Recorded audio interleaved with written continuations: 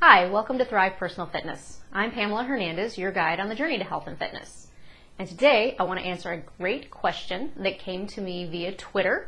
One of our followers on Twitter, Carl of NH, wanted to know some tips for healthy cooking for beginners, for those who maybe aren't as comfortable in the kitchen as others. And that's a great question. And it's one of those questions that makes me wish I had that really great gourmet test kitchen so I could do recipes on the blog, but I don't. So we have the recipes that we post every month to the blog that I try to keep simple because I know a lot of people don't have time, and cooking seems to be somewhat of a lost art these days. So we do post those out on the blog every month, but I also thought I would just go over some basic tips to help you get started in your own kitchen. And the important thing to remember is basic. It doesn't have to be complicated. Just because you're cooking doesn't mean it has to be a 5-course meal. So, first of all, start with good tools. That is probably one of the most important things I can recommend. Good pots and pans, a quality chef's knife, measuring cups, measuring spoons. Make sure you have the basic tools that you need. Then, find a good recipe source based on your needs. I recommend going to your local bookstore and maybe getting a cup of tea or a cup of coffee, grabbing some cookbooks off the shelf, and just take some time and look through them. Find ones that are short ingredient lists or that have short cooking times that are really designed for healthy cooking in a short amount of time, because those are usually pretty basic.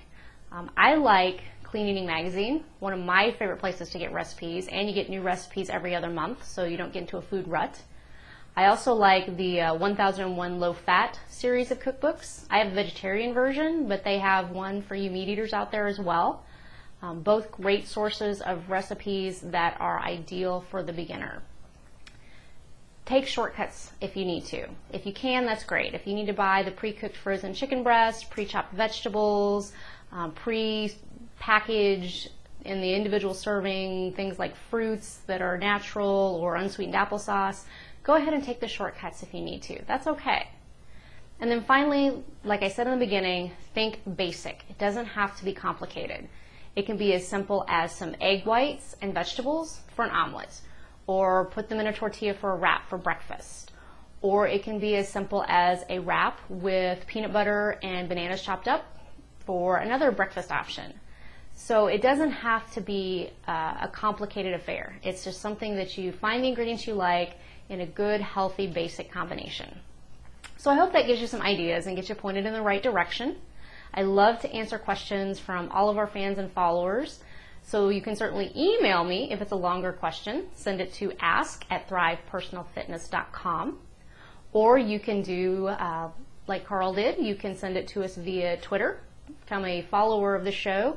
Go to twitter.com/thrivefit or post a question to our wall on Facebook. Go to facebook.com/thrivepersonalfitness.